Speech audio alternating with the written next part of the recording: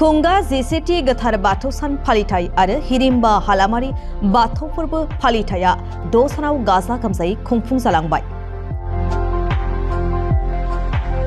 तामुलपुर जिल्लानि सिङाव थानाय थाइगेरखारि सगाव थानाय हिरिम्बा बाथौ फोरबो फालिथाय आफादनि बानजायनायाव थांनाय 27 जानुवारिनिफ्राय जागायनानै 1 फेब्रुवारिसिम 6 साननि हाबाफारि लानानै गाजा गोमजायै खुंफुं जाबाय। बोसोरफ्रोमबो फालिबोबाय थानाय बायदि देग्लाय बोसोरावबो हिरिम्बा बाथौ फोरबो फालिथाय आफादा खुंगा जेसेथि गोथार बाथौ सानखौ गाजा गोमजायै खुंफुंदों। गोथार बाथौ फोरबो फालिनायनि लोब्बायै मोनसे गेवलां मेल खुंनाय जायो। बे हाबाफारिखौ हिरिम्बा हालामारि बाथौ फोरबो फालिथाय आफादनि आफादगिरि दैथुन बर'नि आफाद सामलायनायाव गुवारै गेवलां मेला जानानै थाङो। बे गेवलां मेलखौ बेखेवनानै होयो JNB मिलन गोजौ फरायसालिनि गाहाय फोरोंगिरि बिनाली नार्जारी बिथाङा। बे हाबाफारियावनो गाहाय आलासि महरै बाहागो लायो दुलाराय बाथौ गौथुमनि बोसोनगिरि खगेन रामसियारिया। बिथाङा बाथौ धोरोमनि सायाव गुवारै बेसेनगोसा बिबुंथि लाखियो।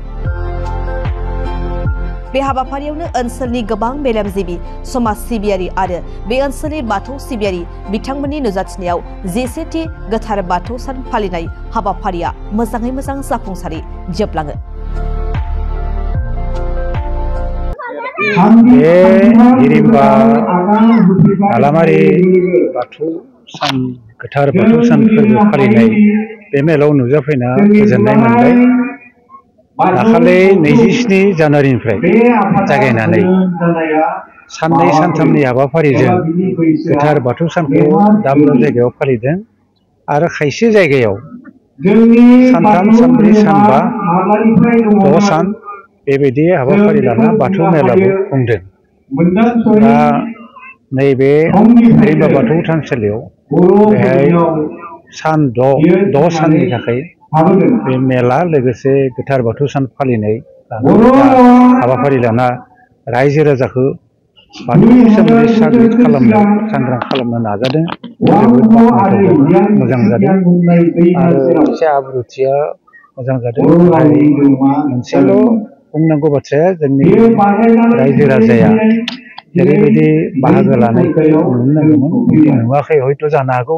बे सानथाम सानब्रैसोआ फैनायनि उनाव दिनै खम जादों। जियानो जा थेवबो बेनि गेजेरजों जोंनि रायजो राजाफोरनि गेजेराव बाथौनि सोमोन्दै एसे साग्रिद खालामनो नाजानाया लोगोसे फैनानै मोजां मोनदों मा बेहाय जोंनि दैदेनगिरिफोरा बांसिनानो लाइमोन बैसोनि बिथांमोना बे धोरोमनि बायदि मोनसे आयदाखौ लानानै जे सिगांबोदों आरो रायजो राजानि गेजेराव गियान होनो नाजादों बाथौ सोमोन्दै जोबोद मोजां जादों। आरो बे हालामाव फैनानै मोनसे बाथ्रा मिथिनो मोनना गोजोननाय मोनदों जे जोंहा बर'फोरा बांसिनानो जोंनि धोरोम बाथौ धोरोम बर'नि बाथौ धोरोम बे धोरोमखौनो लानानै सिबिगासिनो दङ। खोनानो मोनदों जौखोन्दोनि 90 खोन्दोआनो बे बाथौ धोरोमाव फोसाबनाय खान्थि जा जोंनि दुलाराय बाथौ गौथुमनि संबिजिराव दङ फोसाबनाय फोजोबनाय आरो फेहेरनाय बे खान्थिजों रायजो राजाया सोलिगासिनो दङ। खालि जौखोन्दो 10 खोन्दोआल' एसे गोदोनि नेमखान्थिजों सिबिनायखौ सोलिगासिनो दङ सिबिनायाव सोलिगासिनो दङ होननानै मिथिना मोन्दों। लोगोसे बे ओनसोलनि बाथौआरिफोरा गुबुन धोरोमाव जेरै सनातन धर्म एबा अनुकुल धर्म एबा कृष्णगुरु एबा बैष्णब धर्म बेफोराव बास्लायाखै। नफा ननै एसे जोंनि गेजेराव खृष्टान धोरोमनि गोहोम गोग्लैदों होनना खोनानो मोनदोंब्लाबो बे एसेल' दा बेबो बन्द' जादों। बेफोरो जोबोद मोजां जादों। बेबायदिनो जाहाथे उनावबो हाबाफारि लानानै रायजो राजाखौ सांग्रां खालामो बेनि थाखाय जोंनिफ्राय खावलायनाय थाबाय। जिहेतु नोंथाङा दहाय बावैसो बुंबावदों जिहेतु 10%आ गुबुन हारियाव दङ बे बिथिङाव मा बुङो? 10 जौखोन्दो 100 जौखोन्दोनि 10 जौखोन्दोआ ख्रिस्टान बा गुबुन हारियाव दङ होननानै बुंदों। जोंनिया बे फोसाबनाय दा बे फोसाबनाय बिथिङाव जों दहायबो बिबुंथियाव बुंदों आरो दाबो बुंगोन जोंहा गामियाव हाबाफारि लानांगौ सावरायनायनि हाबाफारि।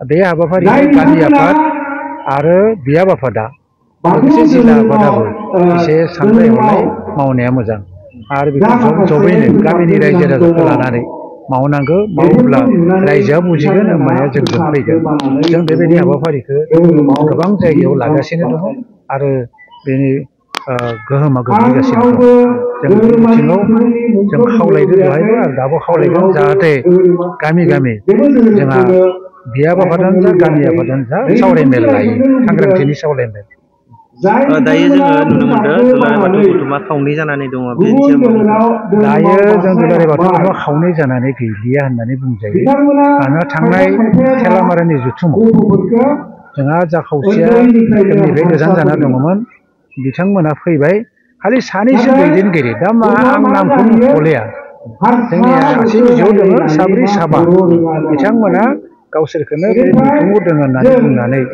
रायजो राजाखौ एसे गुले गुजे खालामनो नाजागासिनो दं जोंथ' नुनायाव रायजो राजाया सफैबाय जेरै जिल्ला हिसाबै बरपेटा जिल्ला बजालि जिल्ला आरो मानास सेरफां बाक्सा जिल्ला बिथांमोनाबो जोंजों दा फैबाय बेनिखायनो मिजिंथिदों जोंनिया बे खौसेथिजों आरो लोगोसे जोंनिया गुरु खान्थिजों सोलिनाय माखासे हानजा दङ आफाद होनना बुंजायो हानजा मोनसे ग्रुप आरो बे ग्रुपफोराबो जोंजों सावरायगासिनो खौसे जानायनि बाथ्रा दा जोंनिया धोरोमाथ' एखे बाथौआरि बे आसार खान्थियाव आरो गुरु खान्थि मानिनायाव एसे फाराग जाना दं दा बिथांमोनाबो जों बजबनो थाखाय नाजागासिनो दं